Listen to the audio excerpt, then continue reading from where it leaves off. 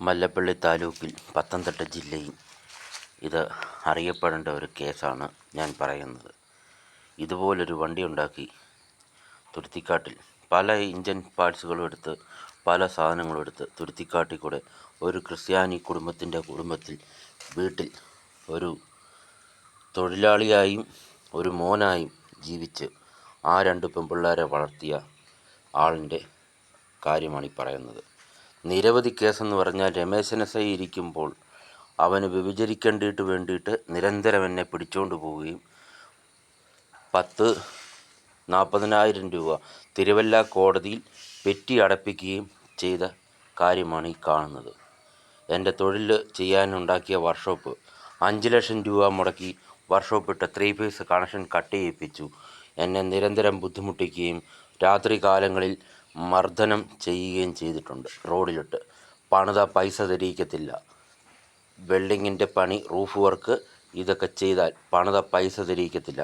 ഇവരുടെ സ്വഭാവം, അതായത് വ്യഭിചാരത്തിന് കാരണമായിട്ട് നിൽക്കുന്ന ആൾക്കാർക്ക് വേണ്ടി സൈഡിൽ നിന്നുകൊണ്ട് പത്തനംതിട്ട ജില്ലയിലെ ഒരു ദേശീയ സംഘടന വിശ്വകർമ്മ സമുദായം പോലെ തുടങ്ങിക്കൊണ്ട് ആരാണ്ടുണ്ടാക്കിയ മക്കളുള്ള വേശിപ്രസന്ന കൂട്ടുനിന്നുകൊണ്ട് പൊന്നി എന്ന് വിളിക്കുന്ന, ചേമ്പമല എന്ന് വിളിക്കുന്ന ആൾക്കാരും കൂടെ കൂടിക്കൊണ്ട് വ്യഭിചാരം വളർത്തി നല്ല തഴക്കമുള്ള ആൾക്കാരാണ്. കാര്യം കണ്ടവനുണ്ടാക്കിയ മക്കൾ നിരവധി ആൾക്കാർക്കുള്ളതാണ്.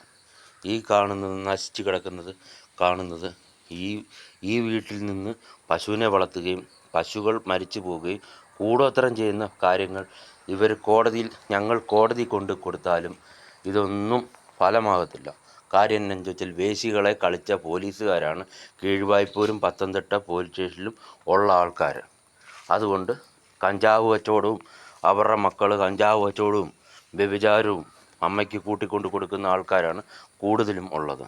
വിജയൻ എന്ന് പറയുന്ന ആശാരി ആരാണ്ടുണ്ടാക്കിയ മക്കളെ പോലെ തന്നെ വളർന്നു വന്ന സാഹചര്യമുള്ള ആൾക്കാരാണ്.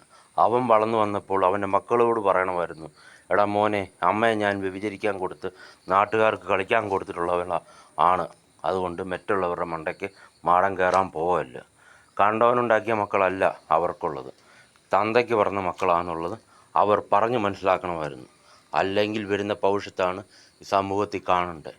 ക്രിസ്ത്യാനി സമുദായത്തിലുള്ള ആൾക്കാരുണ്ട് വേശ്യ വളർത്തുന്നത്. ഈ എല്ലാ ആൾക്കാരും കൂടെ കൂടിക്കൊണ്ടാണ് ഈ രാജേഷ് എന്ന് പറയുന്ന, കൊല്ലംപറമ്പിൽ രാജേഷ് എന്ന് പറയുന്ന ആളിനെ ഒറ്റപ്പെടുത്തിക്കൊണ്ട് ഇവർ നിരവധി തോന്നിവാസം കാണിച്ചിട്ടുള്ളത്.